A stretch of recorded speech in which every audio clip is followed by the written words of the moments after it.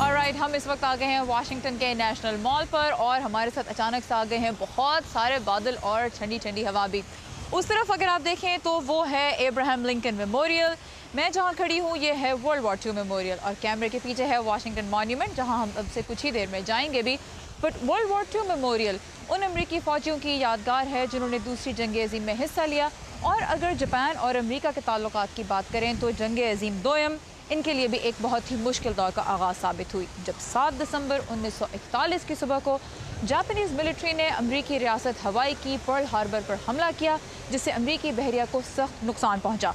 उसके बाद अमरीका बाकायदा तौर पर शामिल हो गया दूसरी जंग अज़ीम में और यहाँ रहने वाले जापानियों को शक की निगाह से देखा जाने लगा। और फरवरी 1942 में अमरीका के मगरबी साहिल पर रहने वाले 1 लाख से ज़्यादा जापानीज़ बाशिंदों को उनके घरों से निकाल कर और उनके कारोबारों को जब्त करके उन्हें जनवरी 1945 तक कैंपों में महसूर कर दिया गया।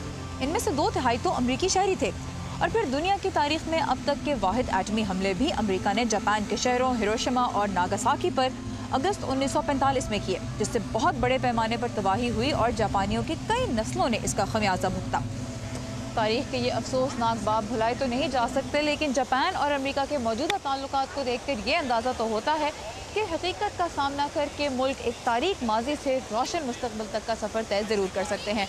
और अमेरिका के लिए जापानीज़ एम्बेसडर फूजिसाकी का भी यही कहना है कि वाशिंगटन DC में जापानीज़ चेरी ब्लॉसम्स के 100 साल पूरे होना भी इसी सफ़र में कामयाबी की एक अलामत है। But now still cherry blossoms are blooming. आज भी वाशिंगटन DC में चेरी के फूल खिल रहे हैं और आज अमेरिका से हमारे ताल्लुकात भी बेहतरीन सतह पर हैं। हम करीबी दोस्त हैं और अब चेरी ब्लॉसम्स ताल्लुकात बेहतर बनाने के लिए नहीं बल्कि इनकी खुशी मनाने के लिए हैं। Blossoms is not to try to improve the relations, but it's to celebrate our great relations.